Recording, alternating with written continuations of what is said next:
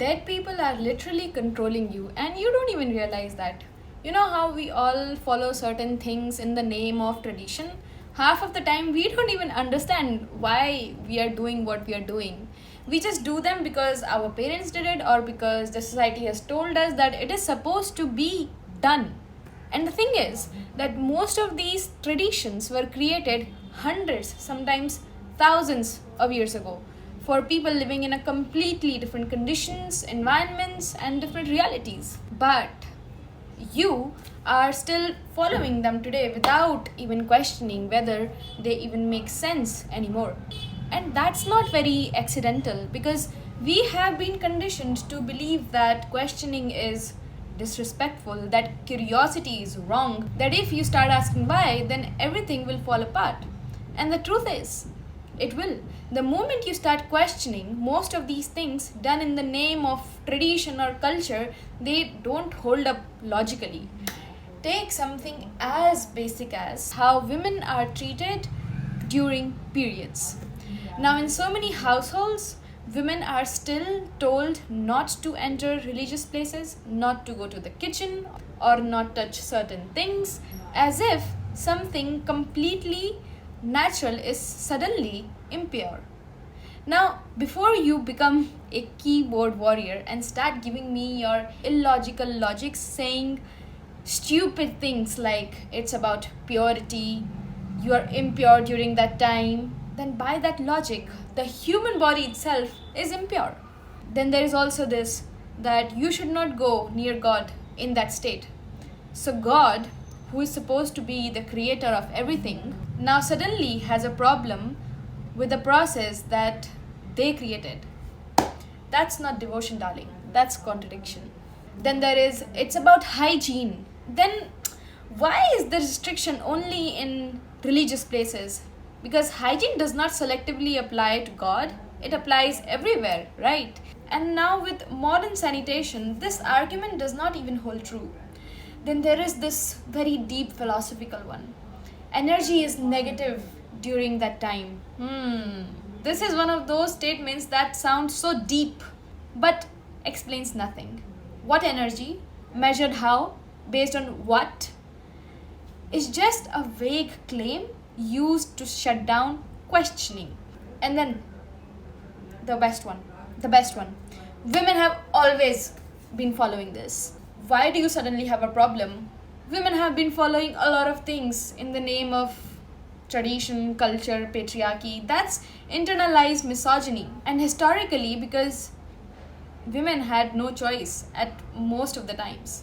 Following something does not mean that it was right. It often proves that it wasn't questioned. Now, just because something has been done for a long time does not automatically make it right. Menstruation is the same biological process that literally allows us human beings to exist. And without it, none of us, you, your parents, your generations, me, anything, any of us would exist. So, how does it essentially suddenly become untouchable? Now, historical, there could have been context, right? In older times, without proper sanitation, without proper infrastructure, isolating women during menstruation might have been framed as a form of protection or rest. But today, does that still make sense? Or are we continuing it without thinking? Because there is a difference between caring and conditioning. Care would mean that supporting a woman, making her feel safe, comfortable, giving her rest if she needs. But conditioning is making her feel like something is wrong with her body. And this is not just one example. There are countless things that people do in the name of tradition without ever asking. Even things like not questioning our elders, treating age as automatic authority. Where did that come from? Respect is earned through wisdom, not just age, but we have turned it into a rule so rigid that even asking a question feels like a rebellion. And again, some of these practices may have had context at some point, but context is not permanent. Just because something existed earlier does not mean that it should exist forever. And now, if you cannot explain why you are following something beyond this is how it has always been, then you are not following culture, you are just repeating patterns. Now, we have seen that in several societies there is this pressure to marry early because that's how it has always been. Even when people are not even mentally, physically, or emotionally, financially ready, people stay in toxic relationships, abusive marriages, because leaving it would be seen as something shameful and against our tradition and culture. Oftentimes, we also see how mental health is completely dismissed, that you should be strong or just pray it away, which stops people from getting the actual help. In some places, people are forced to follow a career that is chosen by their family not because it suits them but because it maintains the family reputation. And in some traditions, caste, class, social hierarchy systems are still reinforced subtly, which affects how people are treated and what opportunities they get. And at some point, you have to ask yourself, are you following something because it is meaningful or just because it is familiar? Because not everything that is old is valuable, and not everything that is repeated is true. Now, here's the interesting part. When we talk about culture or tradition, we are often obsessing over the wrong things. Real culture is not about control, it is not about restriction, it is not about telling people how to live their life. Real culture is your local music, is your dance forms, it is your language, your community, your food, your art, things that actually add richness to your life. But we have completely flipped it. We have ignored the parts of the culture that nourishes us and have become so rigid about the parts which control us. Now, you will see people policing what others wear, what they do, how they live, but those same people don't even support their local artists. They don't even know where their food comes from, don't engage with their own cultural roots in any meaningful way. I mean, you want to talk about culture?